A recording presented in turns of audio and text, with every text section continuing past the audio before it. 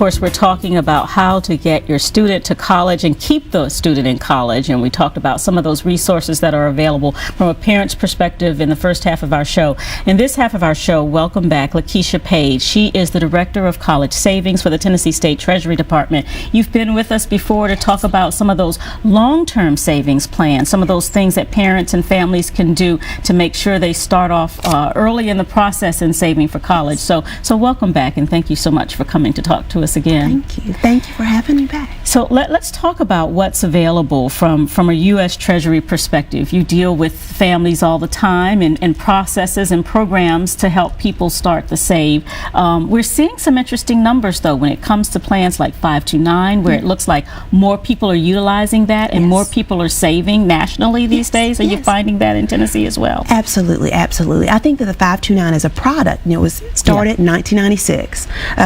Tennessee has a 529 program. It's our 10 Stars College Savings 529 program.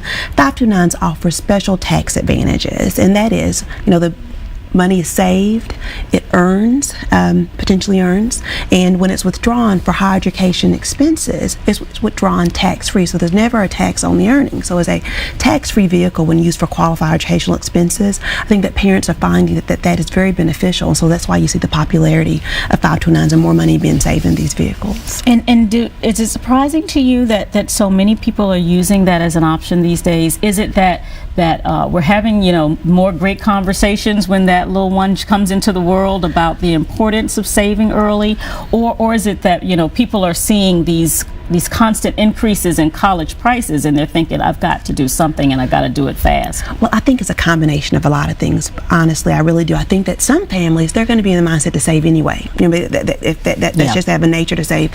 Some families, they may not necessarily, but they know they want the best for their child, and so they're hungry for resources to help them prepare for their child's future. I believe that when parents have babies, that you have a child, you do see the promise in the child. I mean, you do, not only as parents, but as a family. And so we try to tell families, at best, you have 18 years to prepare for their future, and not saying that not to scare them, but we want them to start thinking about not only what their needs are at that point in time, but where they want them to go in life. And saving and preparing for college is one of those great gifts that keeps giving. You can, with our program, the 10 Stars College Savings 529 program offered by the state of Tennessee, we actually offer some special incentives targeted toward new parents. We want them to learn about preparing early for college and the importance of college and saving for college, but we also want to reward them for starting to save. Particularly, we have on our website, and that's www.10stars.com, if they go take an online tutorial to learn about saving for college, and their child is less than 1 year of age, we'll give them $25 just for learning about the importance of saving into the 10 Stars account. So they take the tutorial, open a 10 Stars account, we'll give them $25 for taking that tutorial and learning. Thereafter, we want them to begin to save. If they contribute up to $100 before the child turns 1 year of age, we'll give them $100. We'll match that savings in order to hopefully they'll become long-time savers.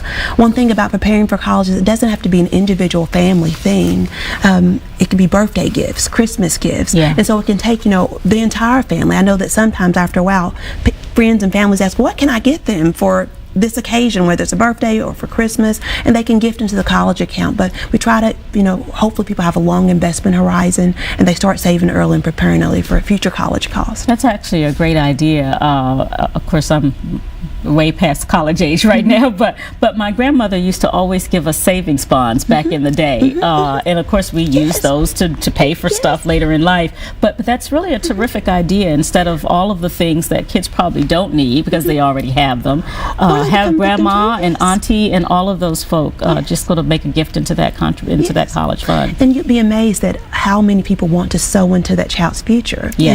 Or people are looking for things like they have every video game and everything, like what else can I buy them? They have an iPad, they have an iPhone, they have all these, they have every gadget that they could possibly imagine, and people are looking, what other ways can I give to benefit the child? So it really makes a difference. Is there an average amount that you're noticing that parents are saving? I know you say the incentives that you do, take the test, you get the $25 if they're less than 1, and then if you save about $100 before they turn 2, then you'll match it.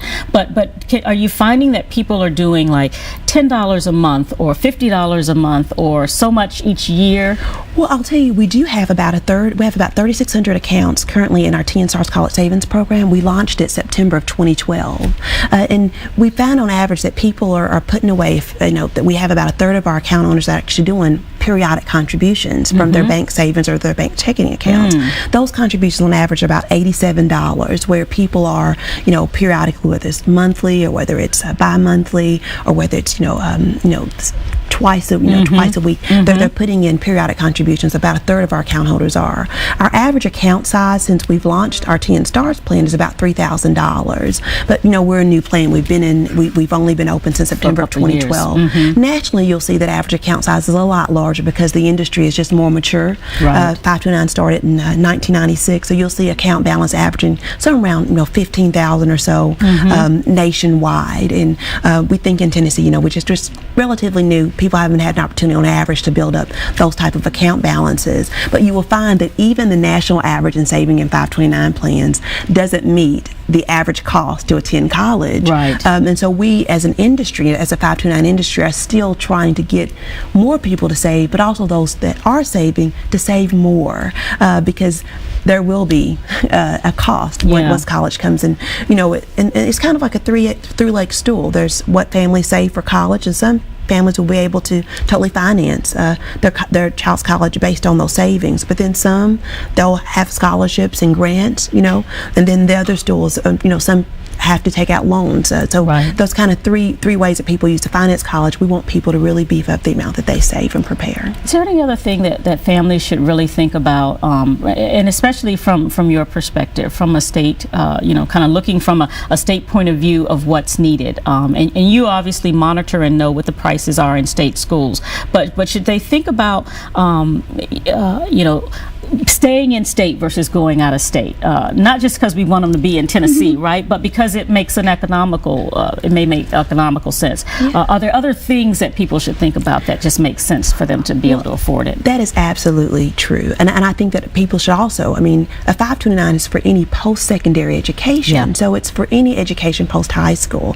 That's trade schools, technical schools, community colleges. We find some students that take their core classes at a community college and then transfer to a four-year school to complete. And so I think that families, once they approach the door, we just really believe that, higher education, something beyond high school, will be beneficial. Families can decide based on, what they can afford and based on what the students' interests are, how they attack it. I won't say that there's one way for each family, but I will say that whatever way and that's the beauty of it all. I think that there are so many resources available in terms, like I said, whether it's community college or technical schools or baccalaureate and graduate schools as well. 529 savings can not only be used for undergraduate education, but for graduate schools as well. Families can determine what that child wants to be or what that child's dreams are, and then how do they get them there based on the resources. The great thing about in-state schools is, like you said, they tend to be less expensive. The weighted average cost. To be anyway. Well, I'll tell you, the weighted average cost for the average Tennessee school, and this is based on the 9 four-year public universities, for the current academic year was $8,111 was the weighted average cost, and that's based on the cost of tuition and mandatory fees. Is that books and everything? Well, not the books, just tuition and mandatory fees, and it's weighted by the full-time equivalent students at the school. So that's just, so it's weighted, but around $8,000 the average cost just for tuition. Live on campus. That's correct. That's correct. But parents should just think about those costs early on, and they'll be amazed, how preparing will help get their children where they want them to be. Well, and I started the show talking about the sticker shock, because the reality is you think about those average costs, but then until your child gets accepted to that university and you really see what the bill is going to be, it is sometimes surprising. Well, I'll tell you, and sometimes parents say, I don't know what I'm preparing for. My babe is 1 year old. My child's 1 year old. I don't know where they're going to go to school.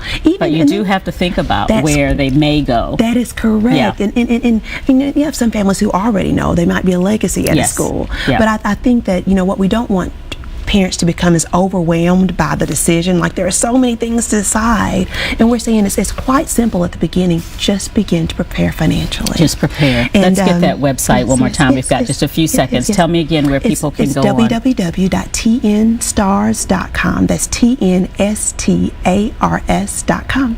Okay, perfect. Thank you so much, LaKesha Page, for giving us great information about the 529 STARS program.